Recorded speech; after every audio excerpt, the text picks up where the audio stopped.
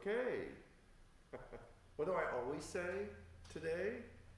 It's Tuesday. This will be a little bit different of a Tuesday update.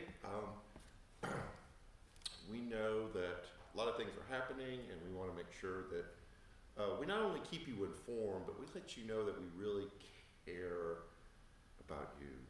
All of you are important to us, whether you join us in person or you join us virtually. The compassion and just genuine love that your staff has for each of you and helping take care of you is massive. And we just want you to know that. So some of this stuff will be just information for information's sake, and some of it will be, hey, how can we help you? How can we be there for you? So, without getting overly serious, some things that you need to know. I don't know if I mentioned this last week, and for those of you who were here in person, you may have noticed it when you came in. We took all of the distancing tape off of the seats in the auditorium because we trust you, a lot of you getting vaccinated, some of you are unable, to distance yourself. We will tape off the first 3 rows and the 2 center sections, the outer ones will be open, because we know that you're a big person and you can find your own seat. So we want it to feel more open, and we want it to feel more accommodating and welcoming. We've also stopped tracing too, so we're not taking your name when you come in anymore. So those are 2 steps that we're making to kind of try to come back to this new reality. We are still going to require masks, even when you're sitting in here and worshiping. We understand that that feels awkward and that's uncomfortable, and that you go to places that don't require masks.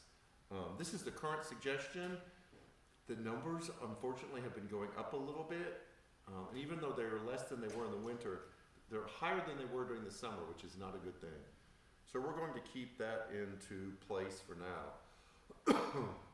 But we love seeing you in person.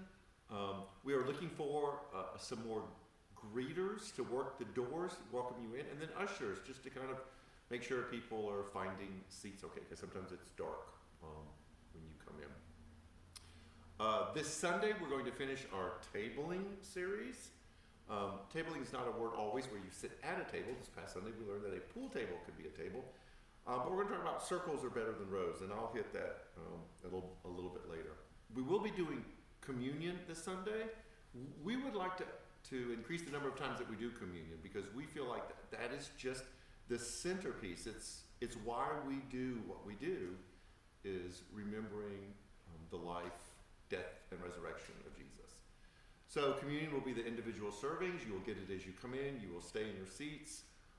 But it is a bonding, tabling experience for us to do that. So that'll be this Sunday. So, the caring part, I don't mean that in a cold way. The reason why we're doing tabling is we recognize the importance of gathering in smaller groups, in circles, rather than just in rows on Sunday morning. And we know that row for you may mean in front of your TV. This has been a hard year, and a lot of us feel the weight and the disconnectedness of just being in some form of lockdown for well over a year now. And we lose that sense of groundedness, we lose that sense of connection. And it's important for our emotional well-being, for our spiritual growth, for our mental state, to stay connected. I'm kind of an addict when it comes to this, I'll be real honest. I am a part of 4 grow teams, or smaller groups, because I love the bonding and the conversation and the checking in with each other and how are you doing, and the real prayer time that you have in small groups that you can't get like this. We provide connection cards, the digital connection card. We're getting the ones you're filling out online, and we're praying over them. But there's something about sitting next to someone and going like, hey, I have this thing going on in my life. And having a group of people that you know that genuinely care about you, praying for you. So we know most of you don't have a group that you're connected with, and we want to help you do that. On Sunday morning, we will have a list of small group grow team opportunities, from women's book study to men's group. We're meeting Monday night, to a group that meets right after worship on Sunday, both in person and virtually, to groups that meet in people's homes. And I know sometimes it feels awkward to step into a group of people that you're not familiar with. I remember doing that. And it takes a while to get acclimated, but you will find that every one of these groups is open, has people coming through it all the time. And so we really want to emphasize your ability to participate either virtually, we have virtual opportunities, or in person in small groups.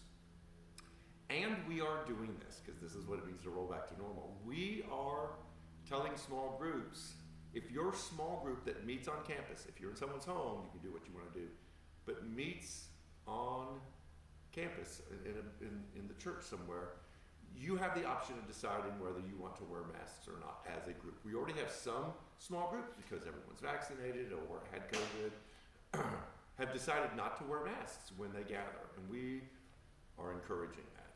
If that's what helps your groups gather, if your group is comfortable doing that, then we want to encourage that. And some groups are continuing to wear masks, and of course that's what we've been doing. So we will help promote that also. I want to push this. I will push it again Sunday. If you are not in a circle of people that you're connected with and stay grounded with, let us help you. Or gather up a group and we will help take care of you. Our new phone system is in place. Most of them have been set up. It now allows you to leave a message for a particular staff person, and it will be forwarded to that staff person either as an audio voicemail or as an email. It'll translate it to text. And so we are moving along. So I just want to let you know that the phone system is set up. We will be replacing all of the incandescent house lights in here next week with LEDs. It will save a lot of electricity, not only light usage, but just heating up this room. We've already done it in the community room about a couple years ago. This is just a move to be more ecologically wise. Last thing, children's area. If you notice Sunday, we had the reception and recognized Tammy Fowler for her 16 years of dedicated, intense ministry here. Her and Wayne are still staying here, so that's great. But there will be a meeting tomorrow night, Wednesday night, with the elders and some conversation about what the future of both our student area and our children's area will look like. That's an important part and has always been an important ministry at New Community Church. So pray for us, for wisdom and discernment and guidance as we make that decision. Okay, I think that's it. That seems like a lot.